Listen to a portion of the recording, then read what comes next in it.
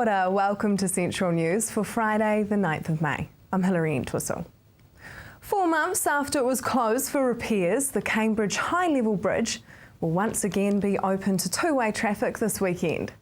The $1.1 million contract began in January this year and has been completed within the expected timeframe. That's despite finding that additional work needed to be done once the project had started. The future of the temporary roundabout at the intersection of Shakespeare Street and State Highway 1 during the bridge repairs rests with the New Zealand Transport Agency. The agency has indicated that the roundabout causes safety issues to large vehicles on State Highway 1 and should be removed.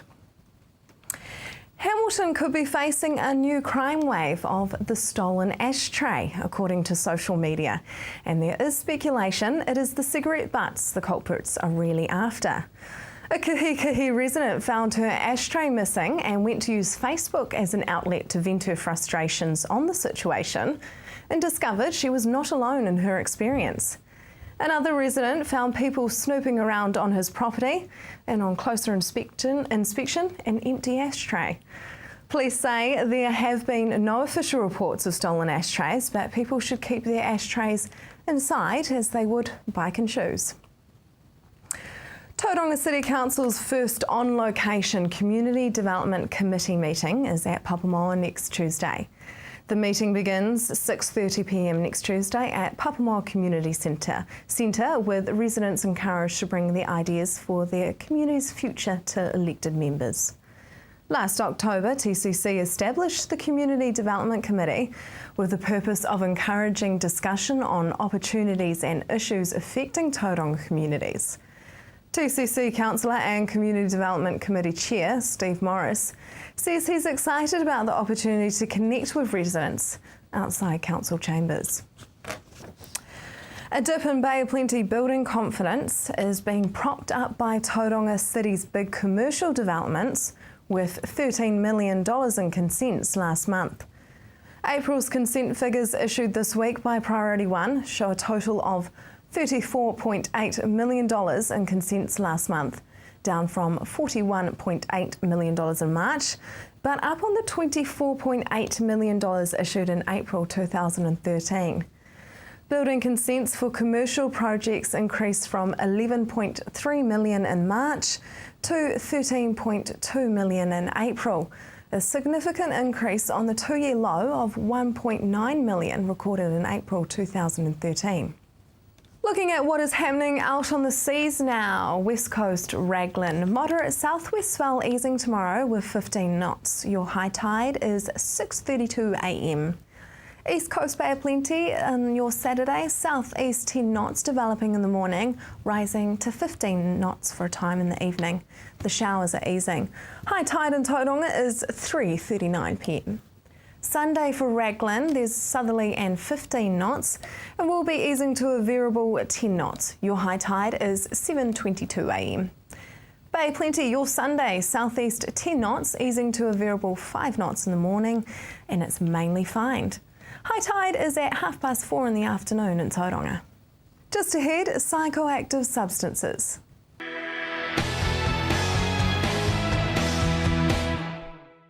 Welcome back to Central News.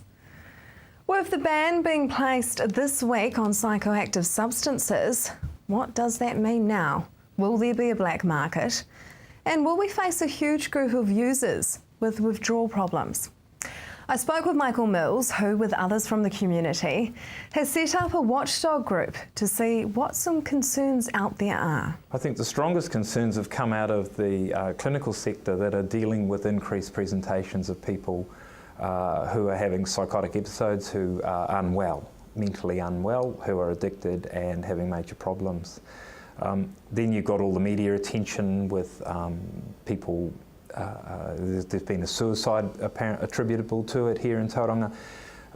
There's the criminal aspects, including increased crime around supporting the habits. There are people getting kicked out of home, kicked off every couch they've ever slept on because of their appalling behaviour, ending up out on the streets. And again, so the problems have come from every angle. Now, you will be setting up this watchdog group. Can you tell me a little bit about that? Yes, well, the Watchdog Group began with Councillor Margaret Murray-Benj from the Western Bay District Council contacting me and saying, we have to do something about this psychoactive substances and the fact that the government's dumped it on the local authorities as if we're somehow going to try and manage it. Let's have a public meeting. So we decided we'd call a public meeting, and we called together a group of speakers who were going to talk at this meeting, representing different elements within the community. And that, when the government did their about face and are now taking the products off the shelves, we didn't go ahead with the meeting, but we've formed the Watchdog Group now to keep an eye on what's going on. You have met with Simon Bridges. What was discussed then? Yes, well, Simon had agreed to come to the public meeting, which I thought was quite a brave call. But as the government did that U-turn, we were able to talk with him probably more openly and honestly about the situation, and he was able to talk with us a bit more freely too, now that the products are coming off the shelf. So he's taking a keen interest in the impact in the community and what's going on. His electorate secretary is going to sit as sort of part of the Watchdog Group so that he can feed that information back. And so we're hoping that Simon will be well enough informed that as future decisions are made in Cabinet, he'll be able to give an informed input into any decisions in the future. And we'll be watching him closely too. There is concern that banning the legal highs could lead to a black market trade. Do you think that could happen here in Tauranga? I think the main people promoting that outcome are the industry themselves, who have made squillions in the period that they've had this window of opportunity to peddle this stuff. The reality is it's not easy to make. It's ghastly in its impact on people. People who use it, are addicted to it, hate it, and that our hope is that over time, actually, rather than a black market, we hope that there'll end up being no market. I mean, if people are determined to use it, they'll find ways to get it, no question. But we think by removing it from the shelves and sending the clear message that it's not safe, that we think people will get off it. Winter is definitely here, but some are quite pleased as it means a bit of a breather after a very busy summer period. I caught up with Sue Whiting from the Matamata Eyesight to hear about the swarms of tourists in town over summer. Summer's definitely over, it's colder, most of us are a little bit, upset about it, but so you're probably quite happy because you get a little bit of a breathing space. We have loved this summer. It has been unbelievable since we finished the extension to the gatehouse, which we desperately needed because it was standing room only in that little building, and now this beautiful big extension, which everybody has to come and see because it's really lovely, it's really spacious, but there's been standing room only in there all summer as well, and it is just phenomenal. So we've loved it. Does give us a little bit of a breather, I have to admit. In those peak times we're seeing about 4,500 people a week. It's just staggering, and we do it for the town. That's what our job is. We want to stop traffic. We want to bring people to town. We want them to be able to spend some time in the cafes and bars and stay the night. That's what our whole intention of our little organisation is. So, and the Gatehouse has certainly done it, and it's beautiful. It's love it. We love it. Now, last minute, the council gifted you a couple of car parks, didn't they? Because there was a little bit of tension. People in town have kind of been talking about, tourists on the road and that kind of thing. But you guys have kind of sorted that problem. Well, the reason why we took the car parks was, number one, the exit from the Hatana Street car park would have been very close to the building, which was not what we were wanting.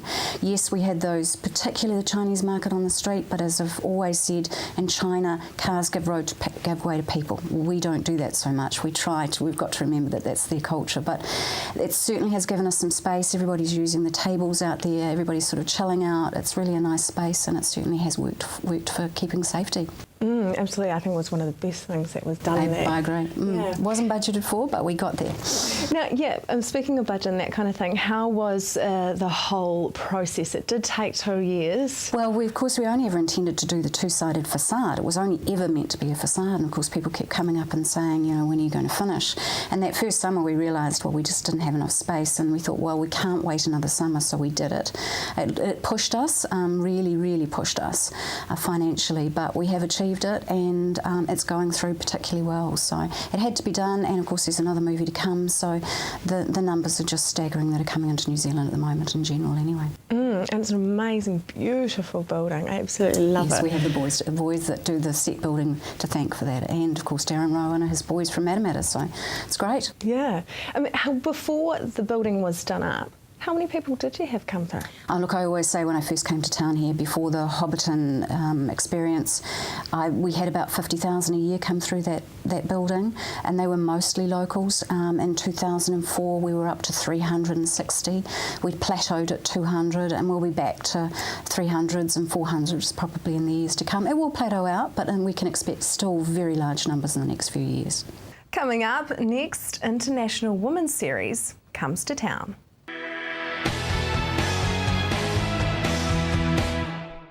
Welcome back. Women in rugby, it's time to celebrate.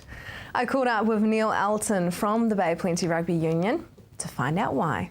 Yeah, so Bay of Plenty is lucky to host international teams from Canada and Australia, along with our own Black Ferns, who are going to be playing games here in June. What will this mean for the Bay of Plenty? How many games are going to be played here? Yeah, so we've managed to come to agreement with New Zealand Rugby to play games in Rotorua, 2 games in Tauranga and a game in Whakatane. So we're able to spread the games out around the region, which is a really nice to have it, and let the wide region to see games. And there will be a little curtain raiser event. Yeah, so part of our sort of aim to involve the community. So we've arranged secondary school girls' games as curtain raisers to each of the games, and it's just a way of involving the schoolgirls or women's rugby community from Bay of Plenty. Can you tell me about the fundraising that will actually coincide with the tournament?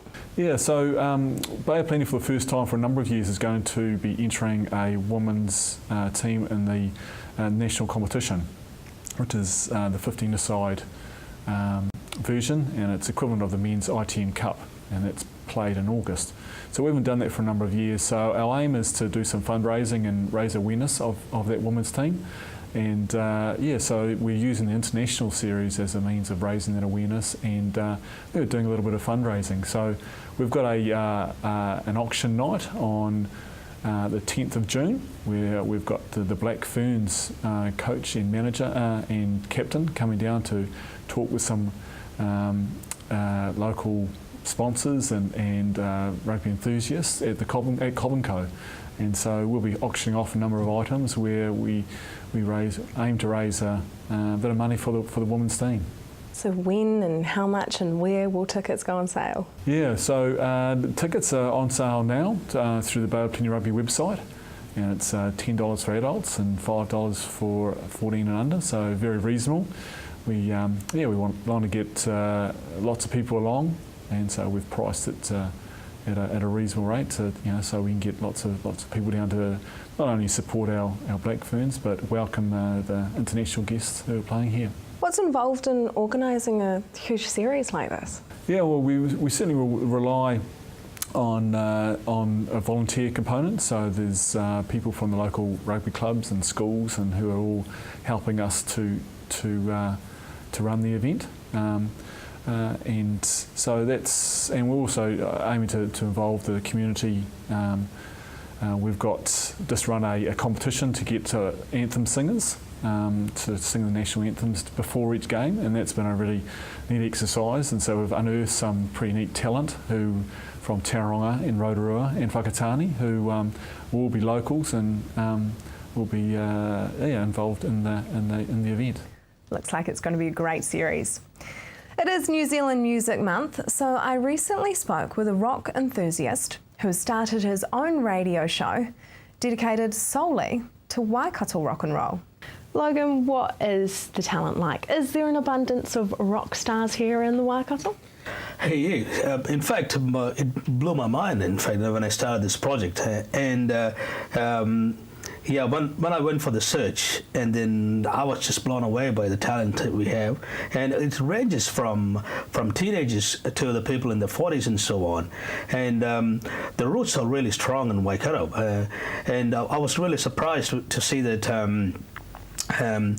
so many bands, and even though, I have to mention this to you that Waikato Rocks, we promote only original rock music and no covers at all.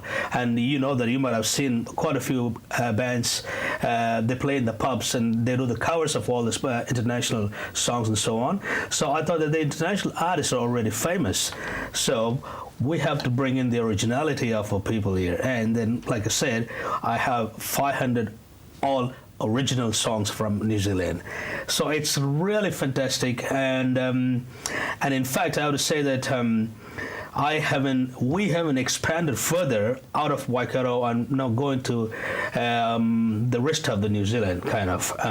But once I spread, which we are spreading at the moment, I think that I will reach 5,000 songs or so. It's really amazing, and it's really cool. That blows me away as well. I mean, 500 original rock songs just in the Waikato. That is, wow, I think we must be probably the centre of rock and roll in New Zealand, maybe? That's right, yeah. You know what, I've even started calling Waikato or Hamilton, Hamilton being the biggest city in Waikato. I really want to make Hamilton the rock city of New Zealand. That's my passion, and I'm aiming to make Hamilton the rock city of New Zealand. I can see it. You keep going with that. Now, The Shift, these guys are actually quite young. That's right. Yeah, tell me about them. They're doing very well. The Shift was, it just came to me as a surprise. So when in my Facebook page, Waikato Rocks, the people were sending their songs and the profile and so on, asking for an airplay and so on. And then suddenly I got this text from this guy, and he said that our band is called The Shift, and we're doing gigs over here and there. Could you please take a look at some of the songs? And then I went and had a chat with them, and then those guys are everyone. It's a 4-piece band, and all of them are still in the Hamilton Boys School. They're all students, so it was like amazing. And then I went and had an interview with them, and in fact, I told them that the talent they have is really cool, and they sound very professional. And usually when bands, when you go, they'll have too many glitches here and there. They're trying to figure out what is this and so on. But these guys right on to it, and then they plugged in. They gave a fantastic performance. We recorded a couple of songs, and then we had a good chat. And I really think that these guys have a bright future, and there'll be more of them coming in Waikato Rocks. You can listen to Waikato Rocks from 9 p.m. on Monday nights on Free FM in Hamilton. Stay tuned, as up next we find out the weather for the weekend and some good news from the police.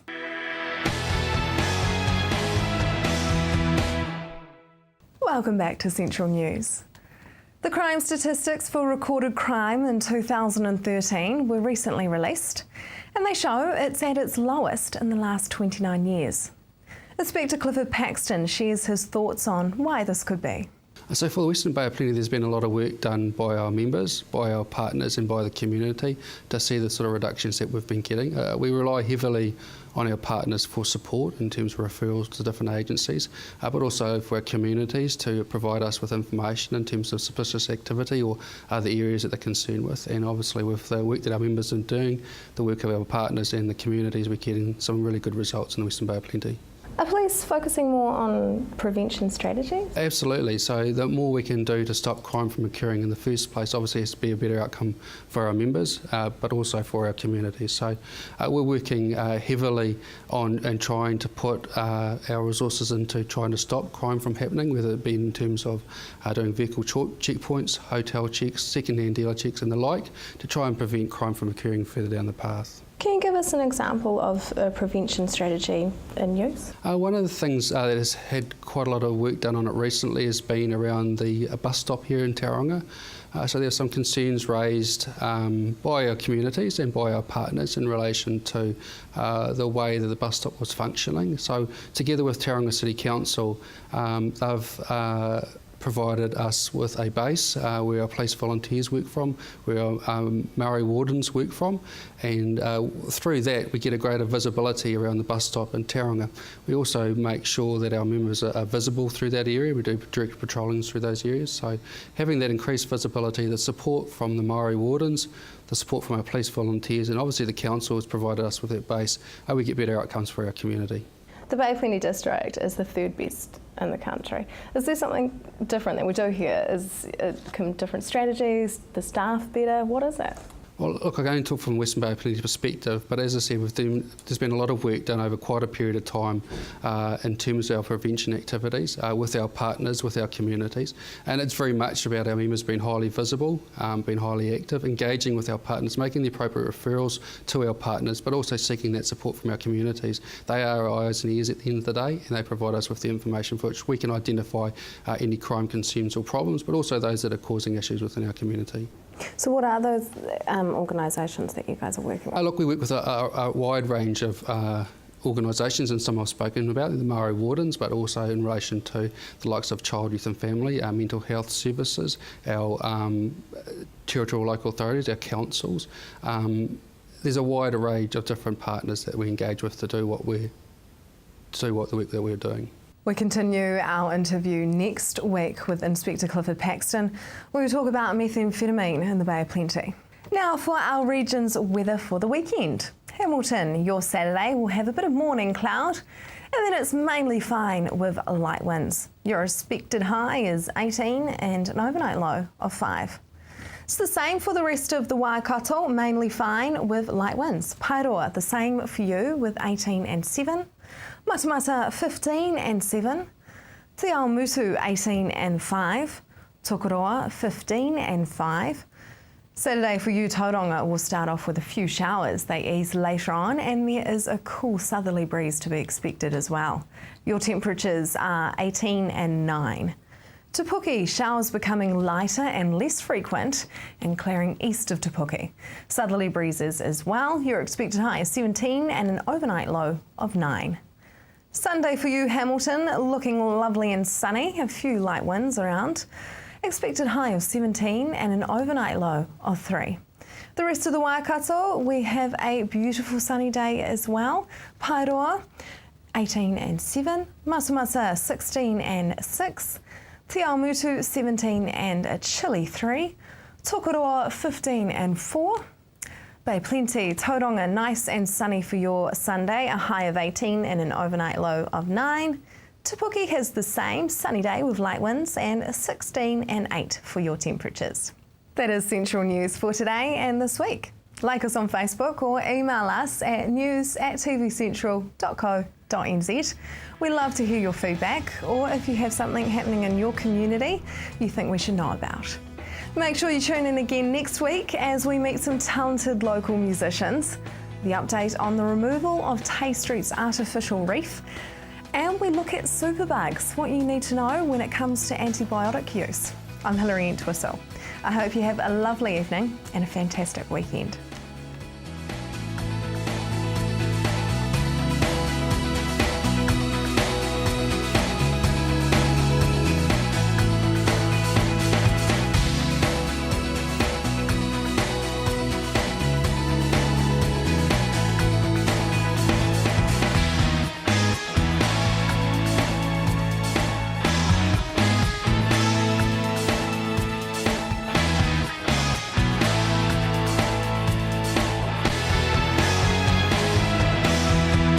This has been an Alpha Media production, a division of Television Media Group.